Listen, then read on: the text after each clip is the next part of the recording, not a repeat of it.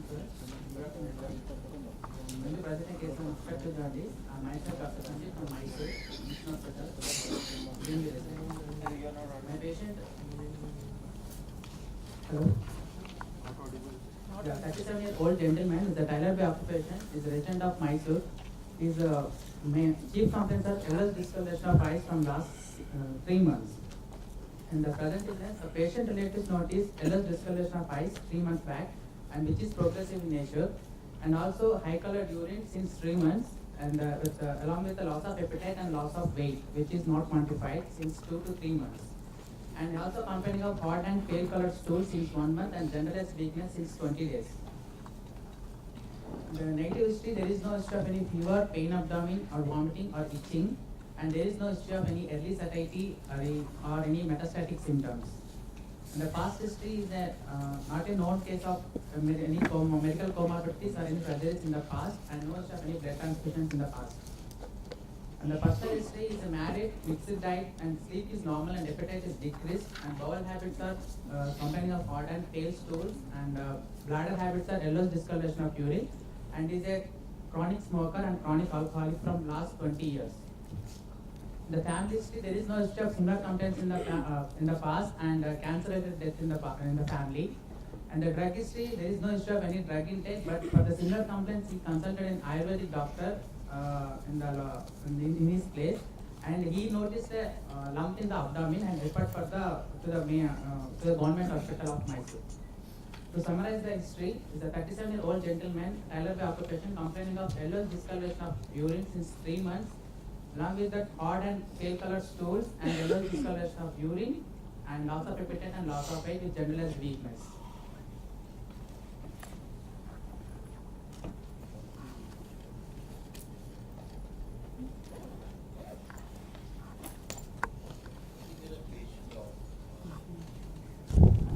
Obstructive jaundice. It is a case that you will almost all of you will get at some point. History should be about explaining, because you're going to use it later on, points in history, points in examination. History should be able to indicate, 1, there is jaundice, 2, it is obstructive. The history should speak that. Now, when you're saying obstructive jaundice, you probably highlighted that the jaundice was gradually progressing, associated with itching, associated with white or colorless stools. But do mention there is no history of prodromal symptoms. Exclude hepatic and prehepatic jaundice.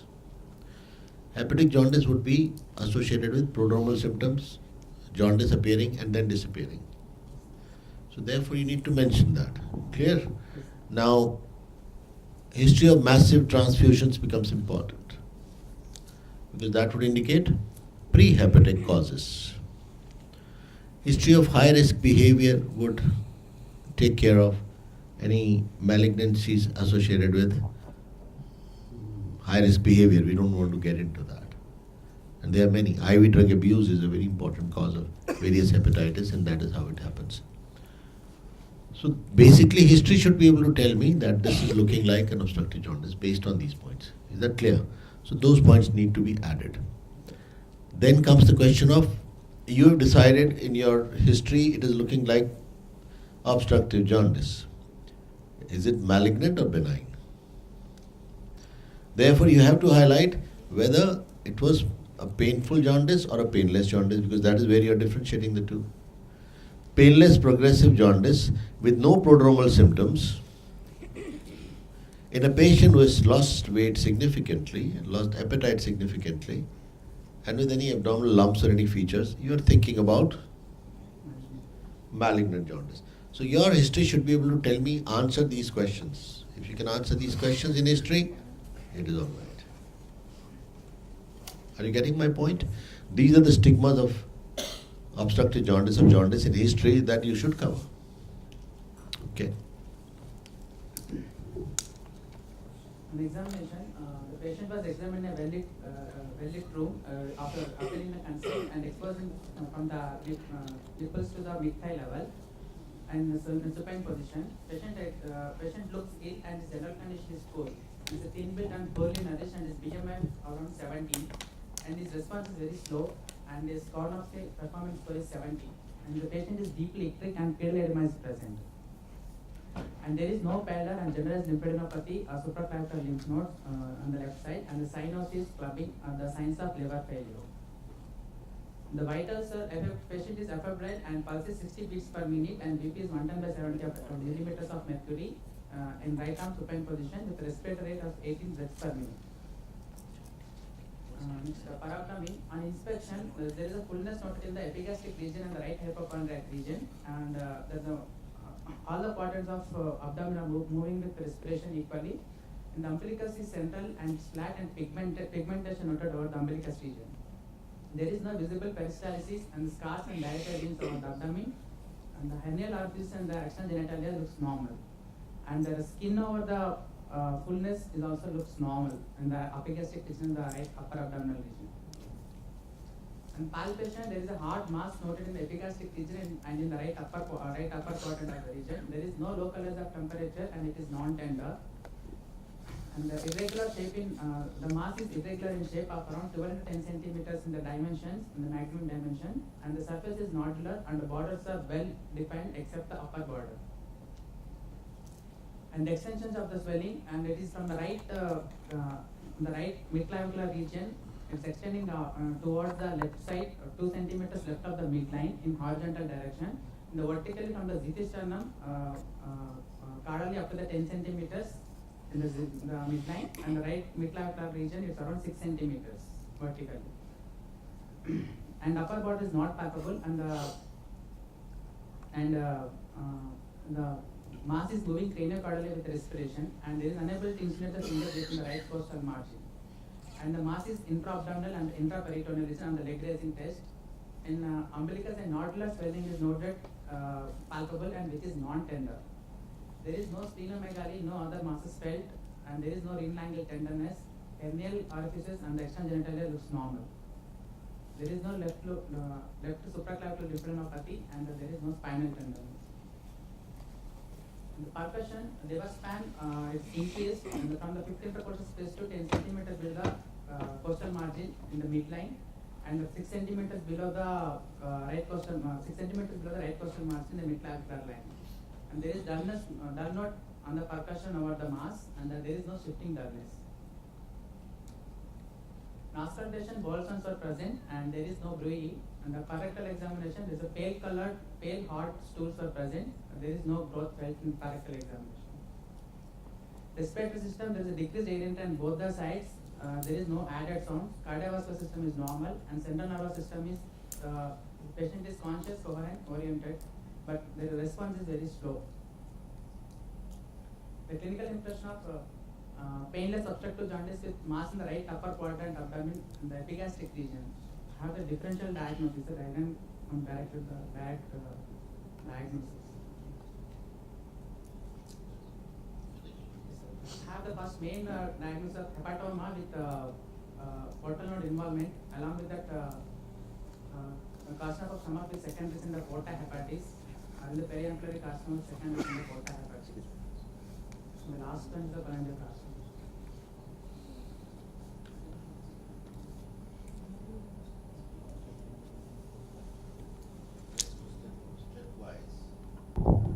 Let's go stepwise and start with the journal examination slide.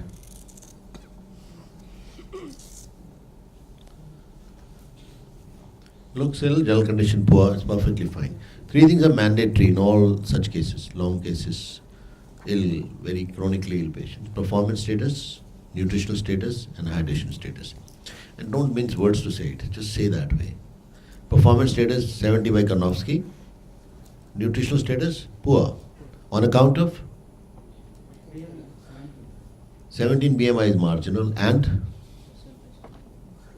how do you assess nutrition in this patient? Clinic. How would you clinically assess nutrition here? Again, all over the place. So anthropometric and the micronutrients and macronutrients, right? Anthropometric, for calories you'll have BMI. For proteins you'll have mid-arm circumference. For fat you'll have triceps fold thickness. Edema for proteins again, anemia for proteins again, and you're done. For micro and macronutrients, you look at the tongue. Bald tongue, loss of vitamin, absence of, deficiency of vitamin B, which will mean bald tongue or geographic tongue. Flat tongue, but absolutely clean. And colonychia, etc. for iron deficiency, etc. That kills the issue there quickly. Performance status, you write 70. Hydration status? Hydration status is okay. Hydration status is normal. There's no okay thing. Normal on account of patient being in admission or is admitted, so we are pushing in fluids. Otherwise, it may be different. That is one. Secondly, don't shy away from mentioning the stigmas of liver disease straight away. Don't try to say stigmas of liver failure are, you very casually mentioned it. You did mention it. So, performance status, nutritional status, hydration status, 6 stigmas of liver disease. Rest you speak whatever you like to speak. These are the 4 scoring points. What are the stigmas of liver disease quickly? The loss of hair, and spider navy, and fetal hepaticus, gynecomastia, testicular atrophy, and clubbing and pyelonephria. Colonychia is not. That's iron. Palmar erythema, dupuytren's contracture. Rest is all covered. Caput medusae, ascites, and all. You get a question straight away. As soon as you mention stigmas of liver disease, you'll be asked a question. Then you get down to the patient is deeply jaundiced. Naturally, the patient has got icterus. And icterus is present, it's glaring and visible. Okay? Then general examination, pulse, blood pressure, whatever. Generalized lymphadenopathy, that part was all covered. Let's move next to the next slide. Pulse is 60 beats per minute, which is expected due to bradycardia, which will happen due to obstructive jaundice. Why does it happen? Deposition of bile pigments at SA node at the pacemaker, so it slows down. You mentioned signs of liver failure. I'm not saying that you did not, but I'm saying these are the highlights. Performance status, nutritional status, hydration status, and stigmas of liver disease. That's how you end up. Stigmas of liver failure are different. You'll be a very ill patient. Flapping tremors, fetal hepaticus, unconscious, GCS is disturbed. So therefore there is a difference. Coming down to the next slide.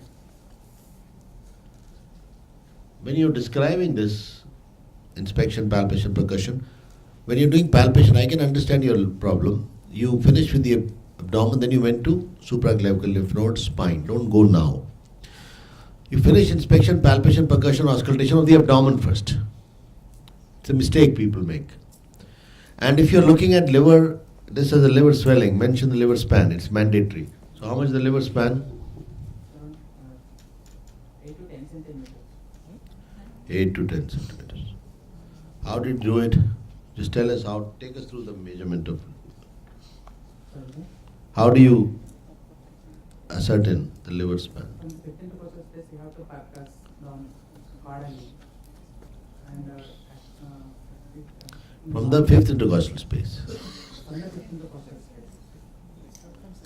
From the 4th. You start from the 2nd intercostal space. That's why I asked you.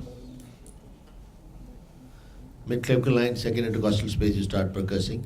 You find the upper border, and then you start percussing. You don't go down in mid-clavicle line. Now you go laterally, because you have to be in the space. If you stay in the mid-clavicle line, you'll hit the cartilages. You don't get the real answer. Intercostal space, and you keep going towards the anterior axillary line. That's how you find out. So when you're saying liver is palpable or not palpable, mention the span there only. It's a postgraduate exam. Because to call a liver palpable and enlarged, you should be able to say liver span in the same breath so that it stays in the mind. Many things which are absent are not important for us. Now don't say at the end of your presentation that it's an intra-abdominal lump due to leg raising test and whatever you have. It's moving on respiration. You don't do leg raising after that. Any lump which moves on respiration is not only intra-abdominal, it's also intraperitoneal. So you don't have to do head raising after that. So if I was to describe this lump, there is a hard mass in epigastric region which is intra-abdominal and intraperitoneal. Don't describe on head raising like this. These are basic elementary tests in MBBS that are taught. Why is it intraperitoneal? Let me ask you. Why is it intra-abdominal? Let me ask you. That is not to be described. Upper border not palpable, lower border 10 centimeter below the line, right costal margin and midline, etc., goes on. So start and finish the whole thing of the abdomen first. Clear? Next slide.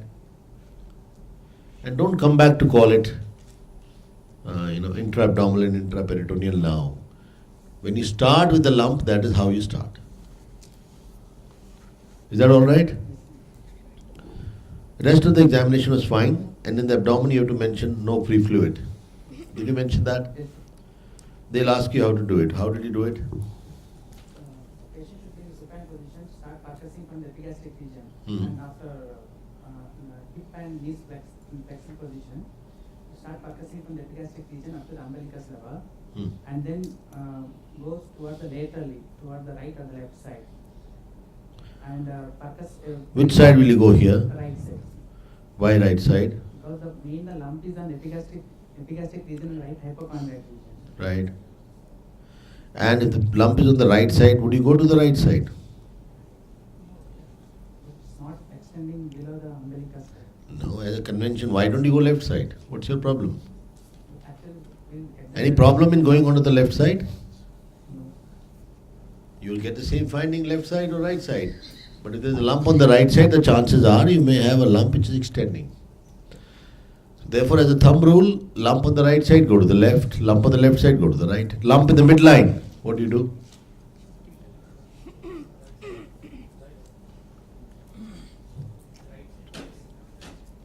Lump in the midline, what do you do?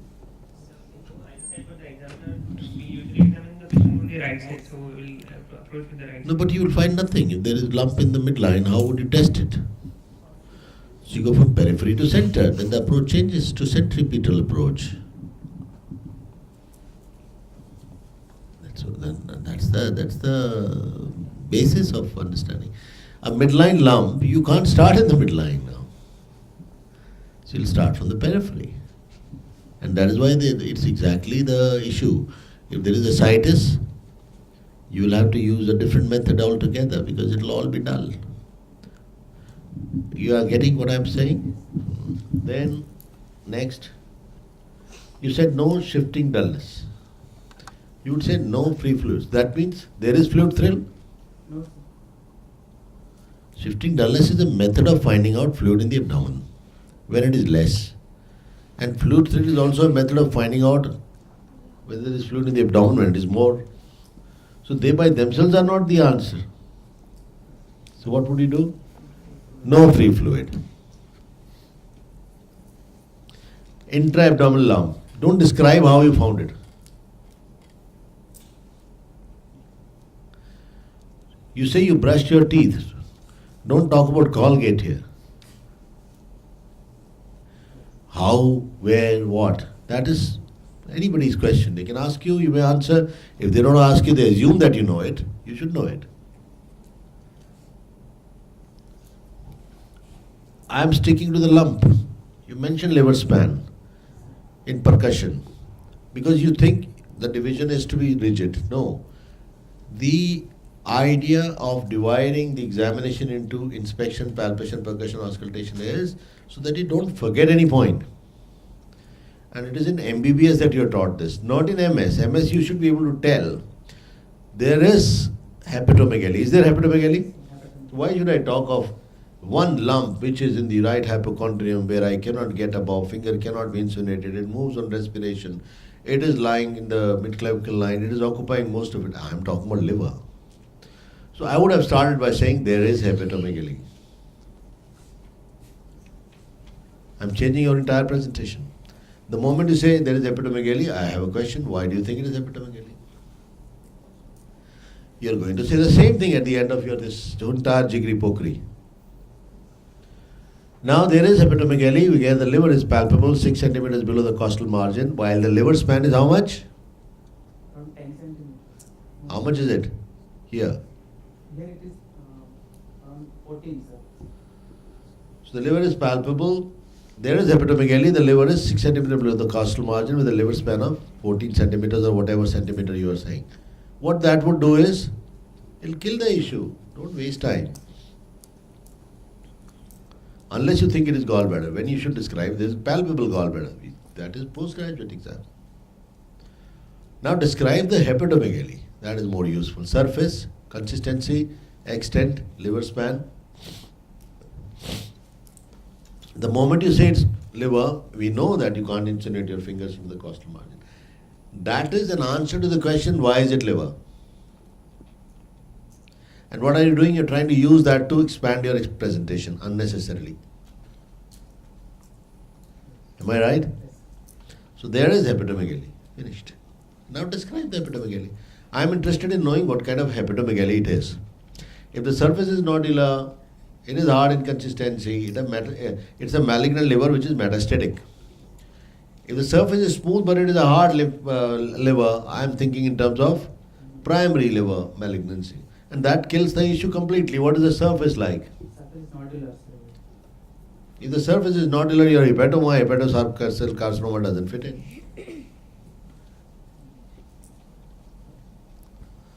So think and answer. If you're talking about hepatomegaly alone can give you a diagnosis. Benign liver, firm, soft to firm, smooth surface, sharp edge. Malignant liver, hard liver. Surface may or may not be smooth, it will be irregular or nodular or bossylated. Tender liver, stretched capsule, happens usually in benign conditions or infective conditions, inflammatory conditions. Capsule can get stretched in congestive heart failure. There again you have a tender liver. Tenderness can happen. So I don't think you should be so, confused about it. Describe hepatomegaly as hepatomegaly and describe it completely.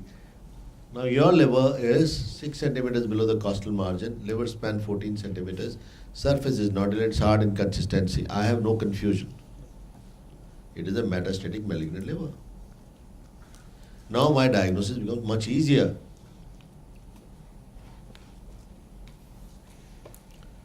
Clear? Next slide. Now, when you're doing DRE, do mention about no primary in the rectum and no deposits in the rectovesical pouch. It's a male patient.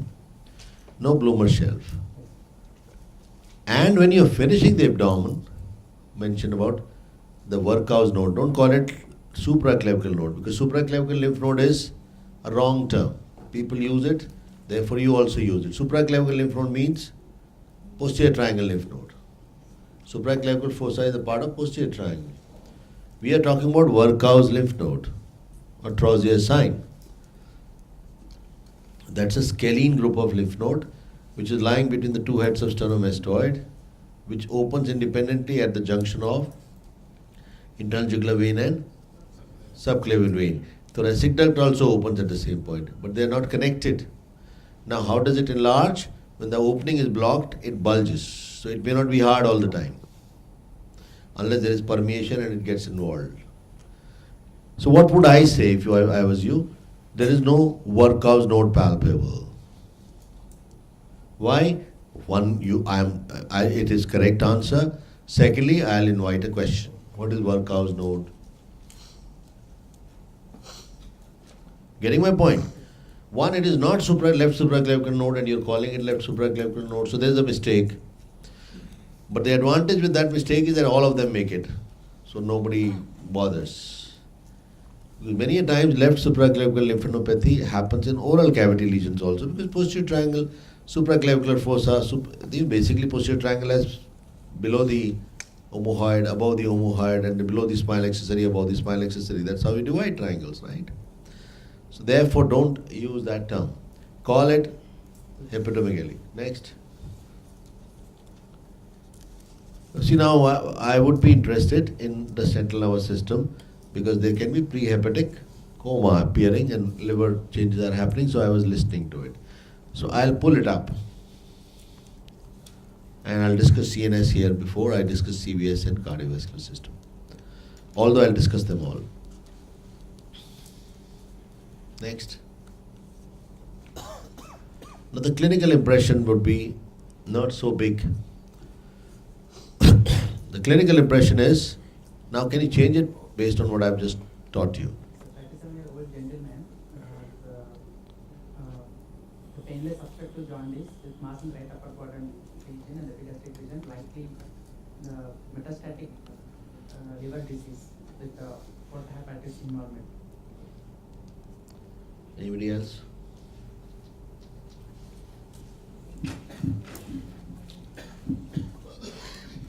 A 37-year-old gentleman with painless progressive jaundice, probably cause obstructive jaundice.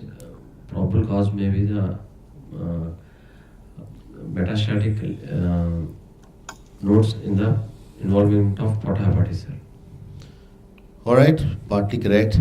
37-year-old gentleman with malignant obstructive jaundice, probably due to obstruction at the porta hepatis, along with metastatic liver. Now we can handle this. Otherwise we couldn't have handled everything. 37-year-old gentleman, there is no controversy. He told you the age and you believe it, isn't it? With obstructive jaundice, you are throwing questions at the examiner. With obstructive jaundice. So why obstructive jaundice? Now comes those points come in here. There is a history of painless progressive jaundice with no prodromal symptoms.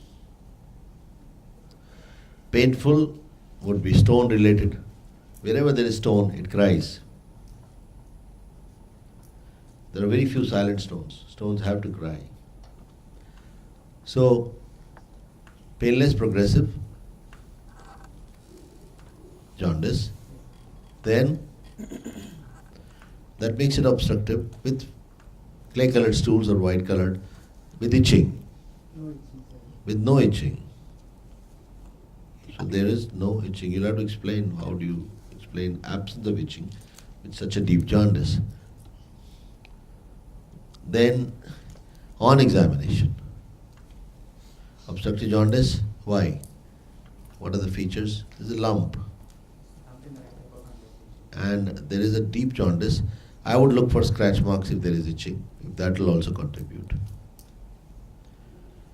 Malignant also because he has lost a lot of weight and appetite, and that is significant, so important. Why metastatic? The liver is metastatic. You can describe. There is hepatomegaly.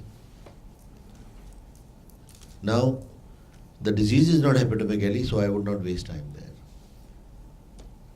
I won't put hepatoma at all because although you have a diagnosis, you know the case, that's why it is hepatoma. The only point in favor is, what are the points in favor of it being hepatocellular carcinoma? First one is a chronic alcoholic from last 20 years. You didn't answer the way we discussed this morning. History. Points in history.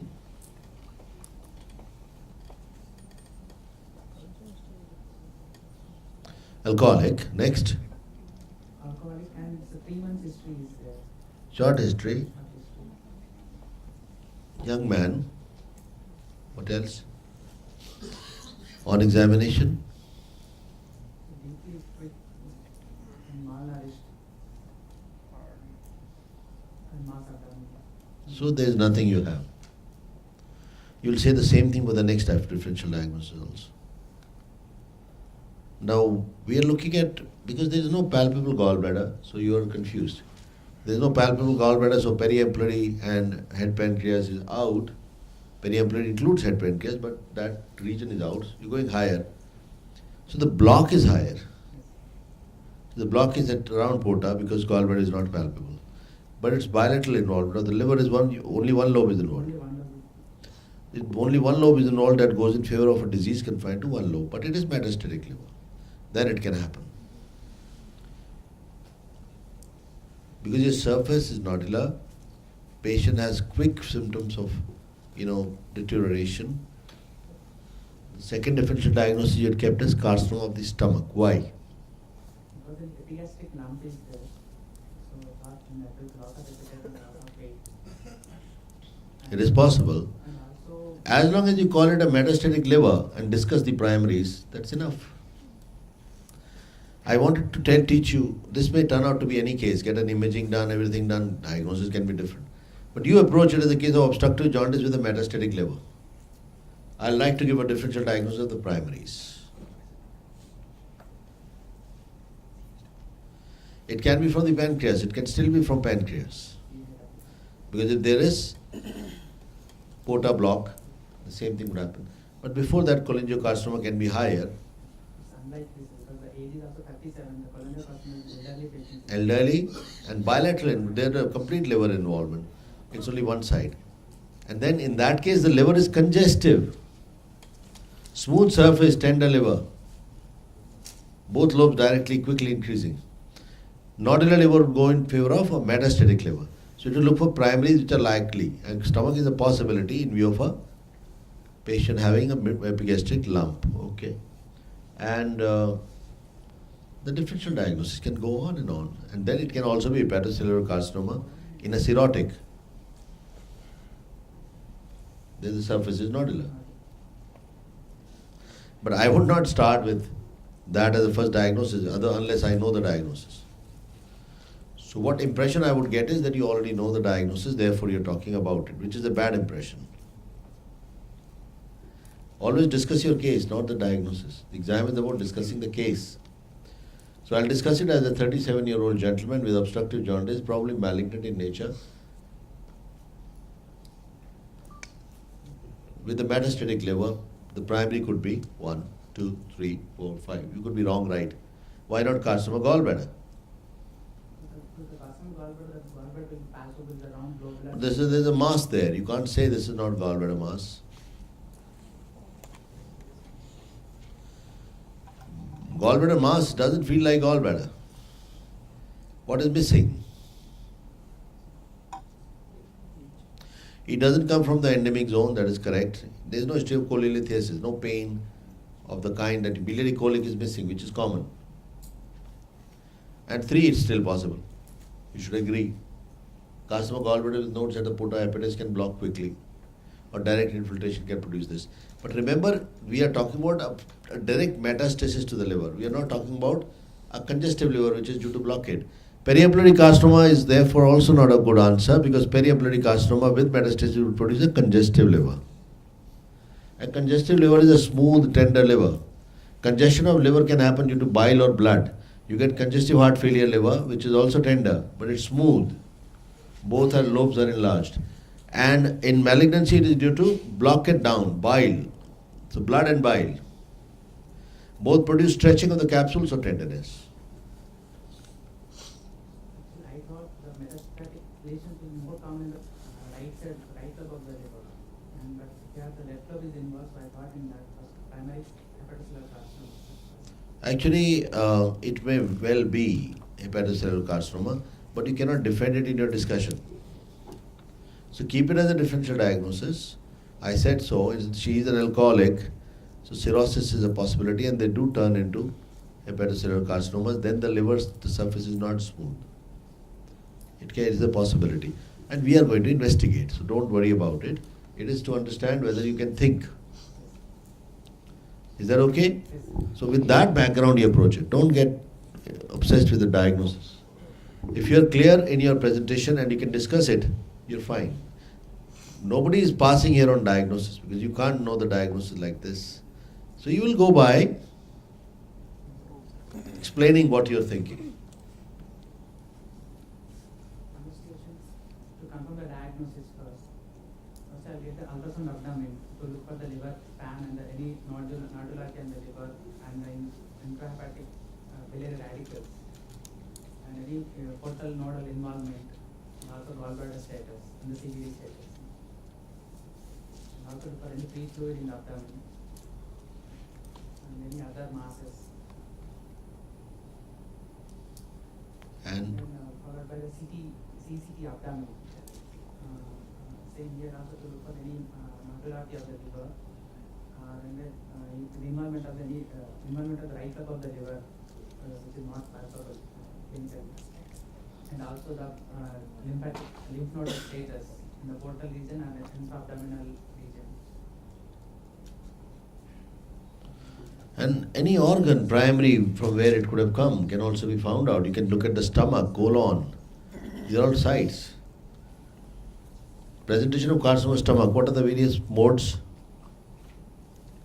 Presentation of carcinoma stomach is like vomiting will be present, hepatomegaly, vomiting and early satiety, anorexia, anemia, patient will be anemic. The mnemonic for carcinoma stomach and carcinoma of the right colon is similar. Loads, LOADS. Lump, obstruction. A is for asthenia, anemia, anorexia. D is for dyspepsia of new onset. And S is silent. Silent is where the carcinoma of the stomach is speaking through liver or through supraclavicular lymph, the Werkow's node or Joseph's nodule or Krukenberg's tumor. That's a silent manifestation. It can remain silent because it's a large organ and it may take a longer time to obstruct. And lump is a finding. Obstruction is a finding. Anemia, asthenia, anorexia is a finding. Dyspepsia. So quickly come out with those answers. So what features are suggesting stomach here to you? Here there will be loss of appetite and loss of weight. If with this kind of a picture, you will have loss of appetite and weight even in pancreas. You will have loss of appetite and weight. You see, cachexia is the cause of loss of weight and appetite, and that is due to cachectin, which is produced in a tumor, necrosis of the tumor. So wherever there is more tumor necrosis, there is more cachexia. And tumor necrosis happens due to TNF alpha and beta produced after that. And one of them is called cachectin. And cachectin leads to cachexia. It's a known picture. So if you have stomach, the large tumor, the blood supply goes outwards, inwards, and the tumor is going outwards, so the center suffers from necrosis. And that's where the tumor necrosis factor would be. It will happen in colon, large wall area, pancreas, large space. So wherever there's space, more necrosis. You won't get it in oral cancer, breast cancer. They don't have cachexia. That is the reason. Because for cachexia, you need cachectin, which develops in a necrotic tissue. For necrosis, you need a large tumor, which is expanding outwards, but the blood supply is coming inwards, so there is a disparity. Okay, next. Then we also had an umbilical node, so that I go for the appendice of that node. There's a small lump node around. So the nodule, that is the Sister Joseph nodule present, which would go more in favor of stomach.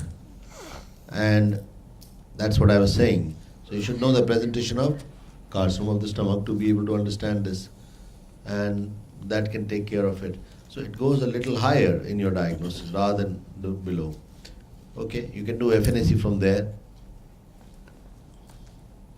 and that comes out to be adenocarcinoma. Then what? That still cannot tell you which is the source. So ultrasound abdomen is required, although it doesn't matter now because stage 4 disease would need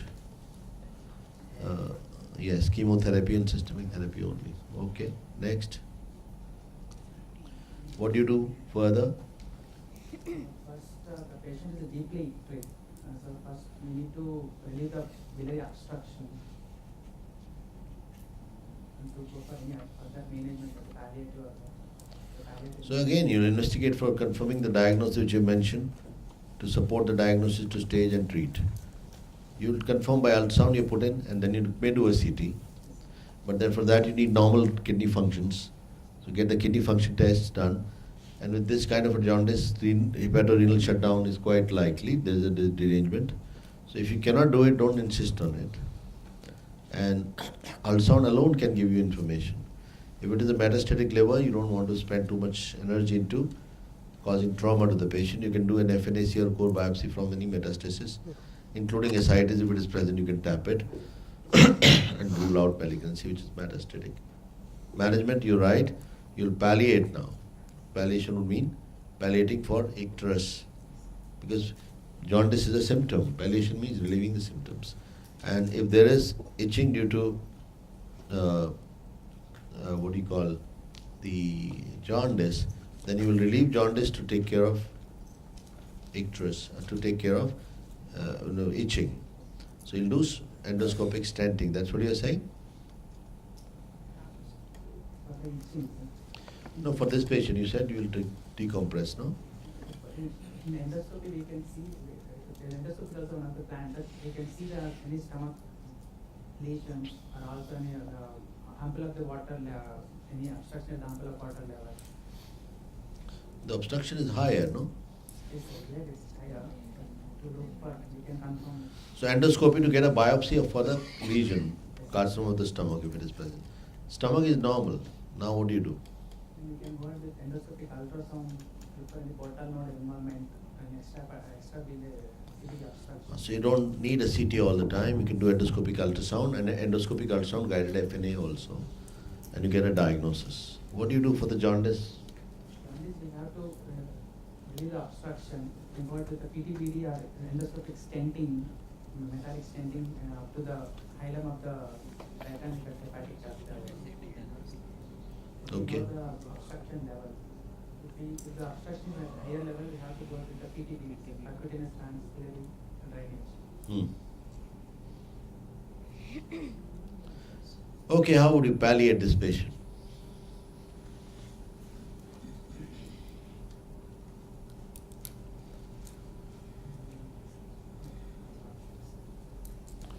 Anybody who would like to answer that? Palliating this patient? Zafar? Jafar.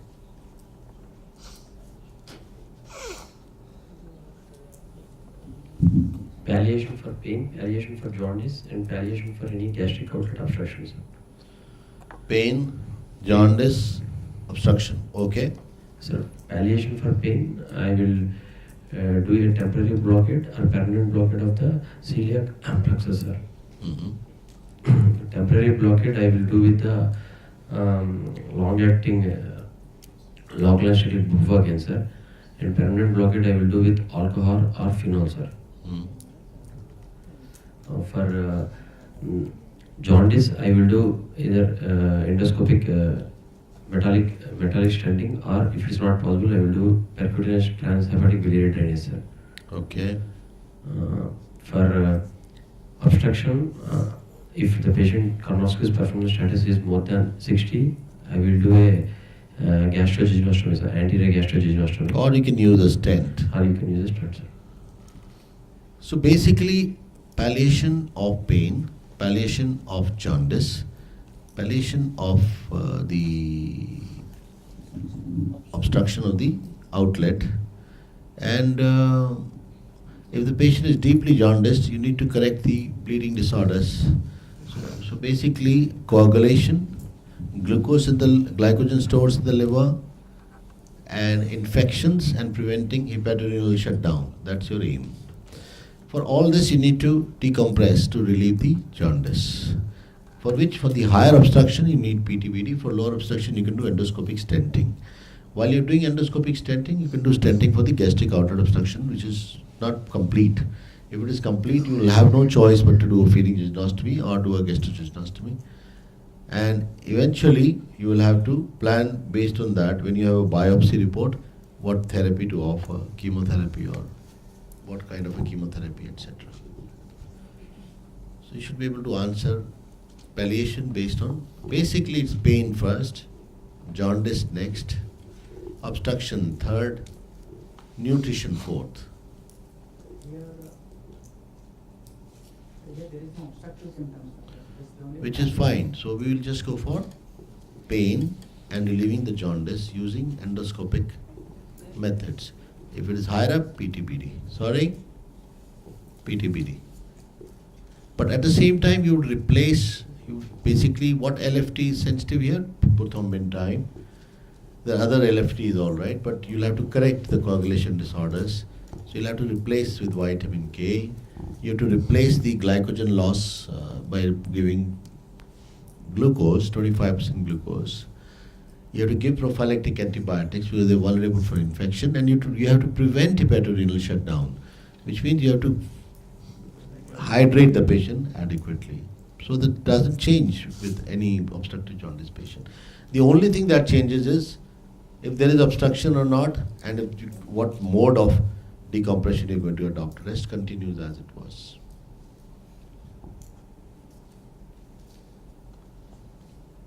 Any questions? You have some questions. So don't be dogmatic about being on a diagnosis. So this is a, yes please. 37-year-old gentleman with obstructive jaundice, which is probably due to malignancy, and there is a metastatic liver, so I would give a differential diagnosis of the primary. Sir, in cases where there is hepatomegaly, then in the general examination, do we have to comment on JVP and whether it is raised or not? I'll tell you the general examination of this patient. How would I present it? That will answer the question. I examine the patient in good daylight or in well-lit room. Patient is deeply icteric. Getting my point? Pallor could not be appreciated, although he looks pale based on the nails. The stigmas of the liver disease, his performance status is 70 or 60. Hydration status is adequately hydrated, and nutritional status is poor on account of low BMI and other features of malnutrition. The pulse is this much, 60 per minute, BP is this much, 110/70, which is what we described, and there are no stigmas of liver disease. You getting the point? When I am saying the routine laundry list now, the clubbing colonica cyanosis icterus stuff, the neck veins are not engorged. That takes care of it.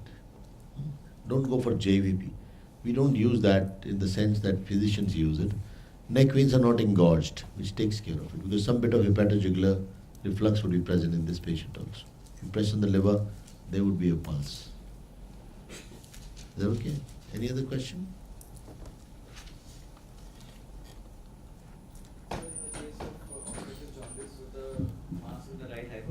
Most likely to be a gallbladder.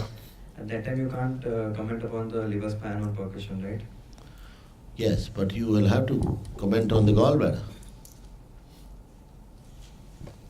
Liver span has nothing to do with the gallbladder. Gallbladder would be a confined area. Hepatomegaly is usually not, unless it's a focal lesion, it has to be at least a lobe. So liver span has to be still mentioned. But the dullness of the gallbladder is going to be continuous with the liver, most likely. It will be, but you should be able to palpate the lateral and lower borders clearly. Upper doesn't happen. Must palpate. If you cannot, then it's liver. Otherwise, you can't differentiate between gallbladder and liver. What are the ways to differentiate between gallbladder and the liver? One, consistency. But if consistency is also hard, you lost it. Two, shape. If the shape is lost, you lost it too. Third is what? Gallbladder moves slightly side by side on... moves on respiration, that again liver happens. Then if side-to-side mobility is present, which again would be lost, you can't say anything. You can palpate the lateral borders, the lower border, but you can't get on the top surface, still gallbladder. But you cannot do any of these. There is no lateral border, that's liver. This is liver, but it can be gallbladder also. Now it has changed completely. It merges with the liver. You must have seen malignancies of gallbladder. They feel absolutely as hard as liver, sometimes harder.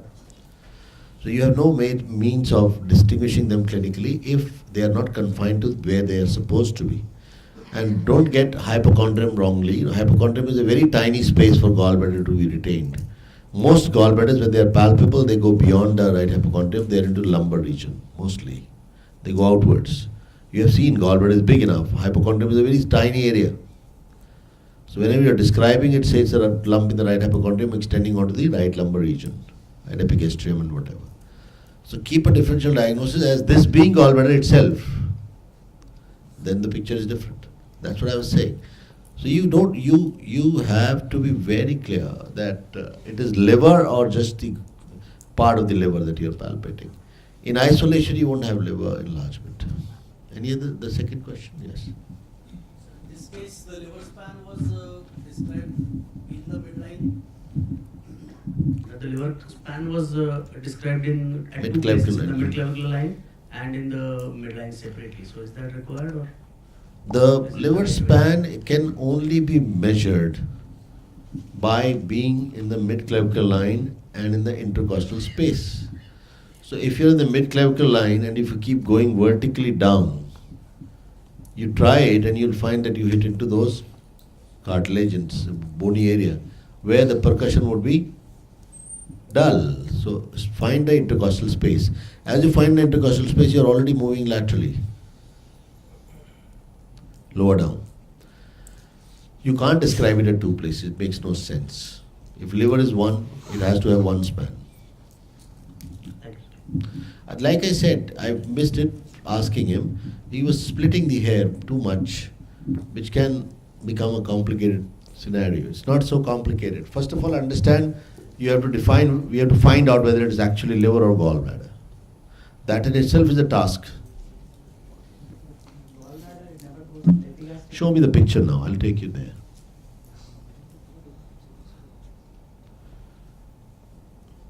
Now, you said the left lobe is enlarged. This is the right lobe of the liver.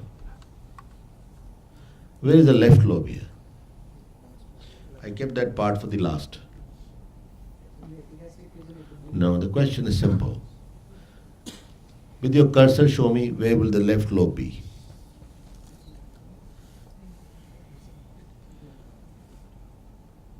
You're right. So, how is it left lobe? Anybody would say it's right lobe. Now, your argument that it is not gallbladder because it is going into the epigastrium. I just now told you, gallbladder has to go out of the hypochondrium, down into the lumbar region and epigastrium. That's the only place. Thirdly, is there a lateral border? You made it. This is the lateral border. Why would the remaining liver not enlarge if there is a disease?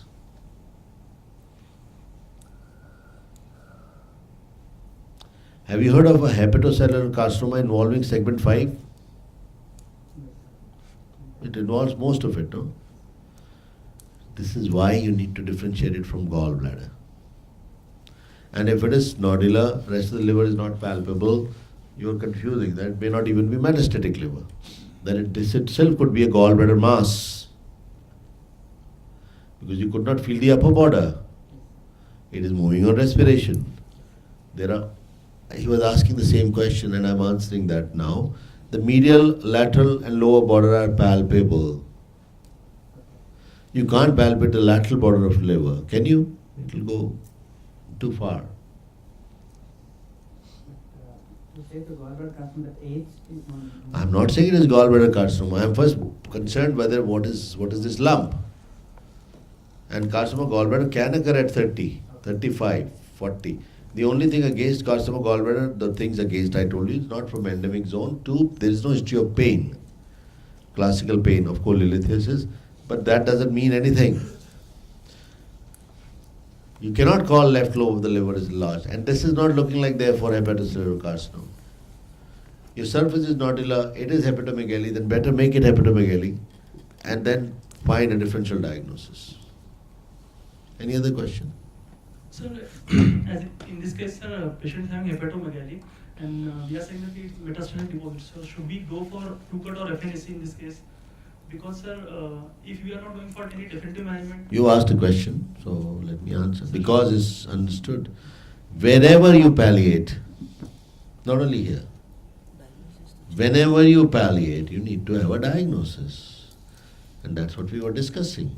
On ultrasound, if you can take an FNA or a core biopsy, or malignant fluid if there is malignancy, ascites, we actually mentioned, or you're doing endoscopic ultrasound and you find there is a lesion in the stomach, in the porta or wherever, we can take an FNA through the endoscopic ultrasound.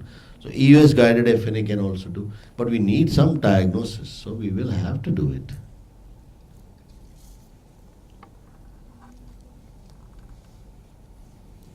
This case would involve a lot of discussion, which is usually beneficial for the student.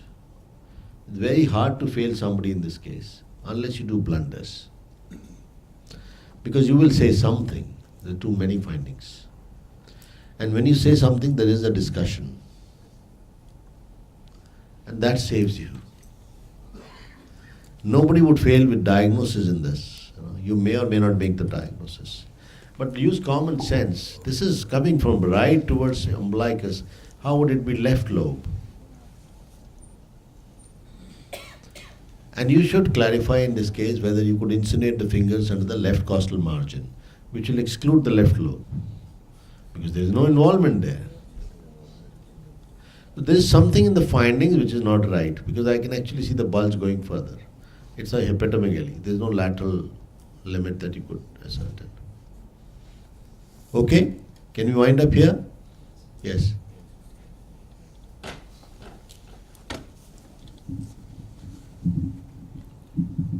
So any lump which moves with respiration is intra-abdominal. So is there any possibility of a parietal swelling moving with respiration? No. Actually right now you are moving in the respiration also. Because you have to move. Respiration is not happening in a dead body. Please understand what I am saying. So this concept of movement and respiration is in relation to diaphragm. An intra-abdominal, intraperitoneal lump in the lumbar region, in the iliac fossa, would not move on respiration. But it will be mobile. If you are doing a test for parietal and intra-abdominal swelling, the test is simple: Valsalva maneuver or head raising and leg raising. Head raising for lumps above the umbilicus, leg raising for lumps below the umbilicus. That is simple. That tells you it's intra-abdominal or not. Then when you go into intra-abdominal lumps, you divide them into intraperitoneal and retroperitoneal lumps. Retroperitoneum is such a limited space, there is no mobility. So they are not mobile in the first place. So if they are not mobile, how will they move on respiration? That's one. Secondly, lumps that move on respiration are those that are attached to the diaphragm or are attached to structures that are attached to diaphragm. So either directly or indirectly they have a connection with diaphragm, otherwise they won't move.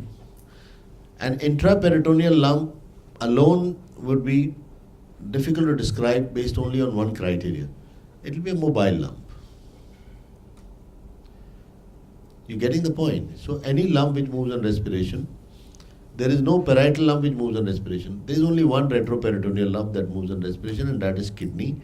And that is a very sluggish movement, but otherwise between me and you, if you look at the abdominal wall is also moving on respiration. So they are moving, but not in the sense we want it. We are talking about the connection with the diaphragm here. Parietal therefore will not move. Okay? Thank you. Give a big round.